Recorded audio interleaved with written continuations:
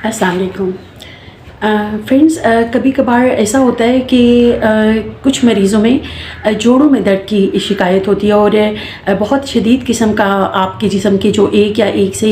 ज़ायद जोड़ होते हैं उनमें तकलीफ़ होती है और जोड़ों में सूजन भी हो जाती है और कभी कभार वो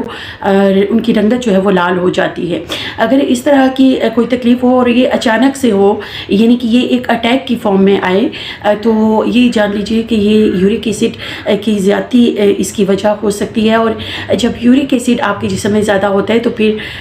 ये जानना बहुत ज़रूरी है कि कहीं आप गठिया या गाउट का शिकार तो नहीं हैं। अस्सलाम वालेकुम, मेरा नाम डॉक्टर मुनज़्ज़र रहमान है और आज मैं बात करूंगी गाउट से मुतालिक, यानी कि गठिया की बीमारी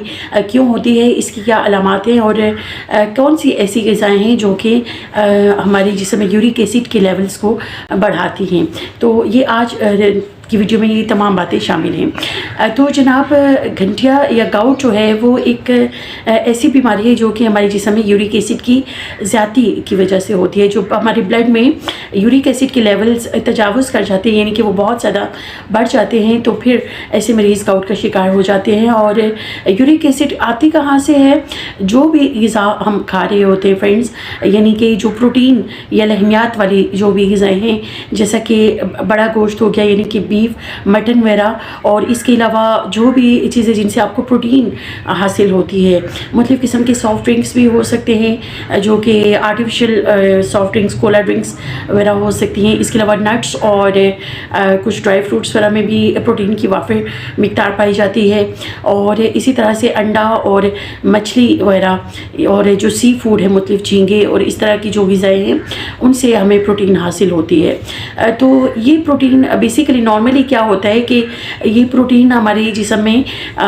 प्यूरिन्स में कन्वर्ट होती है और ये प्यूरिन फिर गुर्दे के ज़रिए जिस्म से खारिज हो जाती है यूरिया या यूरिक एसिड की फॉर्म में। लेकिन जिन मरीज़ों में यूरिक एसिड बढ़ने की जो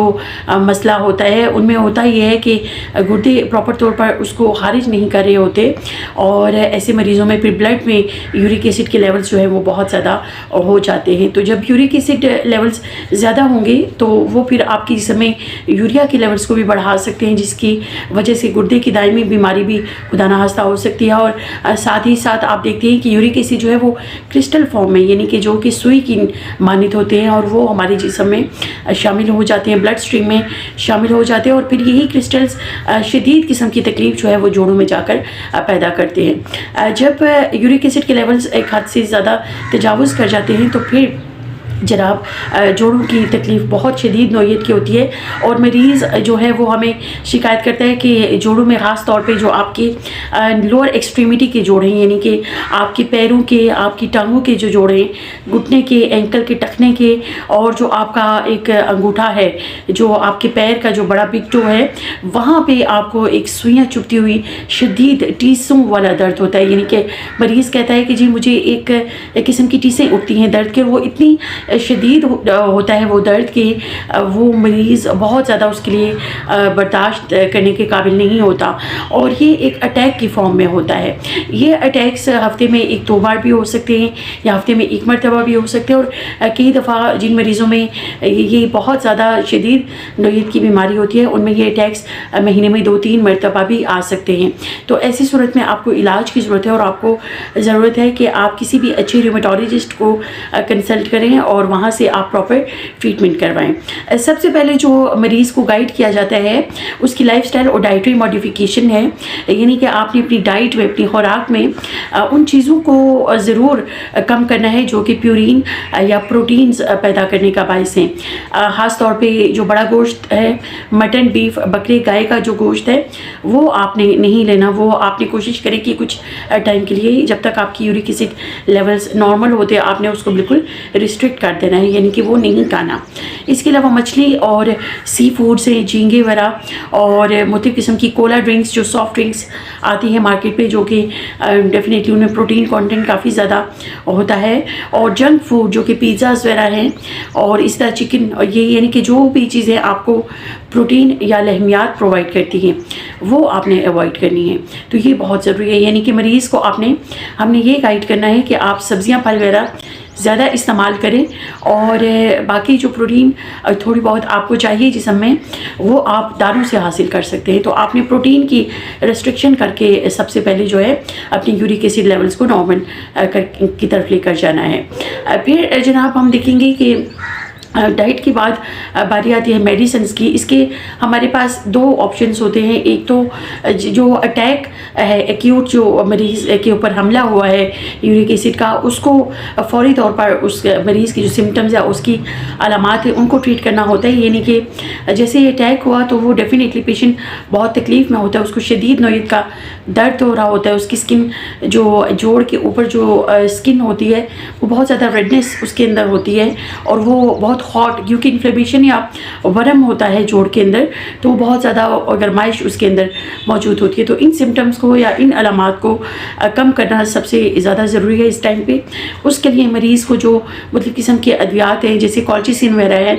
वो दी जाती हैं, और साथ ही साथ कुछ पेन किलर्स और कुछ और अद्वियात जो है वो पेशेंट को दी जाती हैं जो कि उसकी तकलीफ़ को फौरी तौर पर कम करें। दूसरे मरहले में डेफिनेटली जो मरीज़ की बीमारी की बुनियादी वजह है यानी कि जो यूरिक एसिड है उसके लेवल्स को नॉर्मल करना हमारा ऑब्जेक्टिव होता है। और उसके लिए कुछ मेडिसिन जो हैं वो पेशेंट को दी जाती हैं जो कि दायमी तौर पर उसकी जो उसके लेवल से यूरिक एसिड के लेवल से उनको कम कर सकें और उसको नॉर्मल की तरफ लेके जा सकें, और फिर हम लॉन्ग टर्म में जो उसकी बीमारी है उसको ट्रीट कर सकें। तो ये दो मरहलों में इसका ट्रीटमेंट किया जाता है।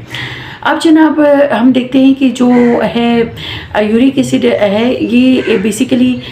ये तो एक मौरूसी बीमारी भी की फॉर्म में भी हमारे सामने आती है, क्योंकि जिन लोगों में पॉजिटिव फैमिली हिस्ट्री होती है यूरिक एसिड के बढ़ने की, उन लोगों में ये ज़्यादा देखने में आती है क्योंकि कुछ जेनेटिक फैक्टर्स भी इसके लिए रिस्पॉन्सिबल हैं। और फिर ज़्यादातर ये बीमारी मेल्स में देखने को मिलती है, यानी कि मर्द हजरात जो हैं वो ज़्यादातर गठिया के मर्ज़ का शिकार होते हैं। ख़वातीन में इसकी शरह निस्बतन कम है, ख़ास तौर पे जो चाइल्ड बेयरिंग एज की जो कि ऑलमोस्ट 40 ईयर्स से कम उम्र की ख़वातीन हैं, उनमें जो यूरिक एसिड की मिक़दार है वो काफ़ी हद तक कंट्रोल रहती है, क्योंकि उनके अंदर जो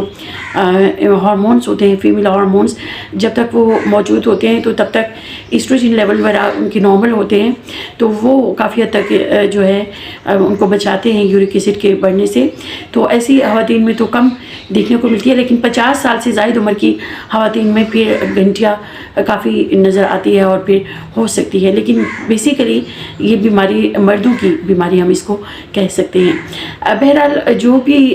इसका शिकार होता है उसमें बहुत ज़रूरी है कि इसको बर वक्त ट्रीट किया जाए, क्योंकि अगर इसको आप प्रॉपर्ली मैनेज नहीं करते तो ये जॉइंट डिफॉर्मिटीज़ कर सकती है, यानी कि आपकी जो जोड़ है, जो हाथों पैरों की उंगलियां और जो जोड़ होते हैं वो उनकी डिफॉर्मेशन या